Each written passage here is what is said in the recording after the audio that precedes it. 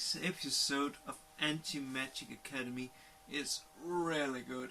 I really want to see the next episode now, but I have to wait 1 week, man. I really want to see it, and yet I don't want to, because that means that this ends, and it's so good. It's so good a series. All of the episodes except the 9th one has been good, and the 9th one, had it been over, I would have let it slide.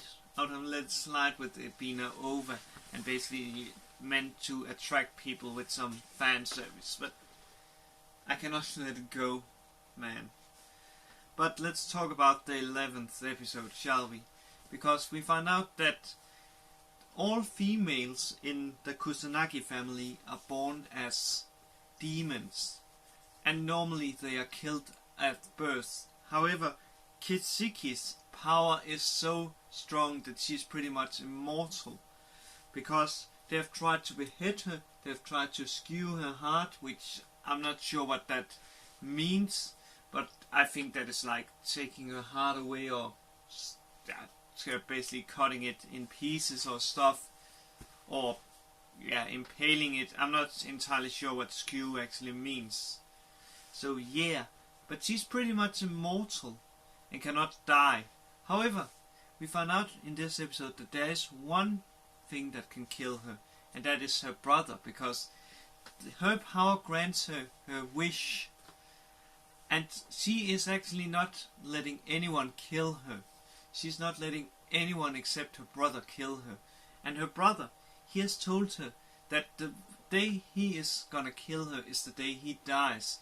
So she is basically, let's say like this, at the end of this episode, so tired that she cannot hold her power back for much longer. So she says to him that let's do it, let's go out together. And what she means with that is basically letting her power absorb him, while he stabs her so she dies, which basically makes them one and destroys the power.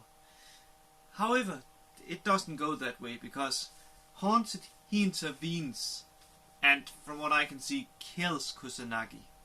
I'm pretty sure it's not what happens, because then, really man, that power that Kisiki has must really be powerful, because if it grants her power, it must be able to revive him if he's really dead. But we don't know until next week's episode.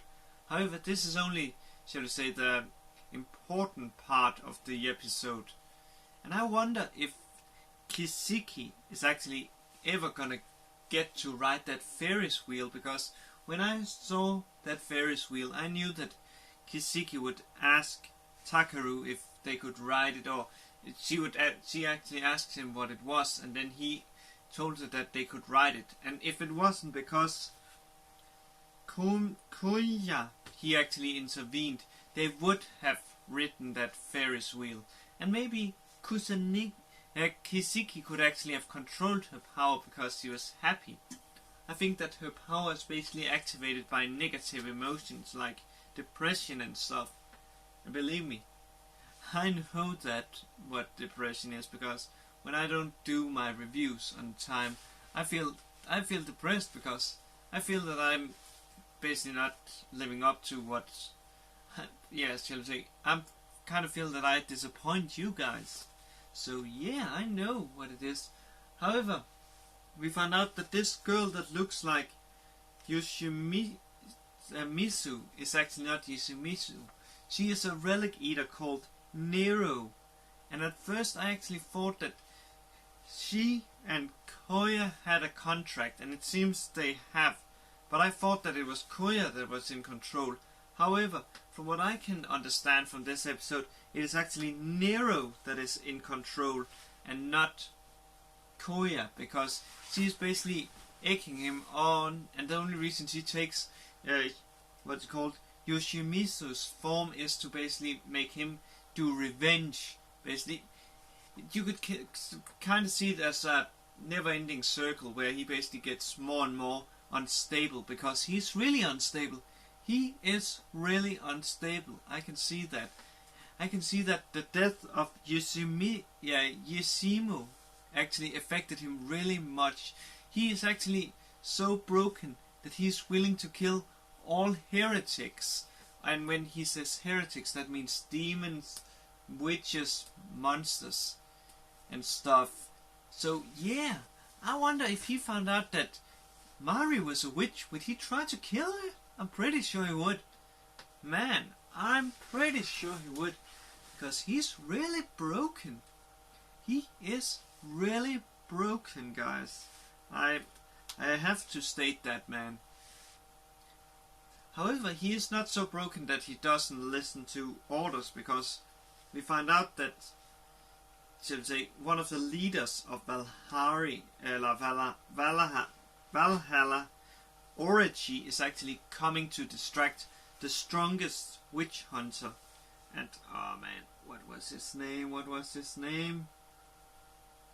Yeah, I said he doesn't have his name, but basically the strongest witch hunter.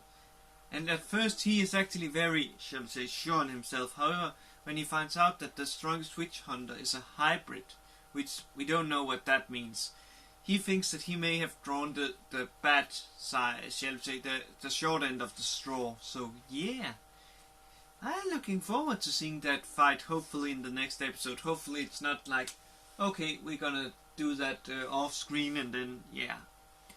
Because from what I understand, this has been rushed at certain points. So yeah, I kind of wanna get the novel, or maybe if I think it's based on a novel. If it is based on a manga, I would really love to see that manga, because this series, I love it. I love it. Also, we see a elf called Vatari, and who is the only elf we know? Canary. So my guess is that Vatari is actually Canary. And I wonder what will happen when, I presume, what's called Vatari and, oh my god, man, Ikuraka meets, because those two, they have a past. I wonder if Vatari will even recognize her, or Ikuraka is gonna recognize her, man. I really wonder. This episode has been such a great build-up, man. I wish more shows was like this, except for the 9th episode, which, yeah, I don't need to bring that up, but all I can say is this episode, really great, really great.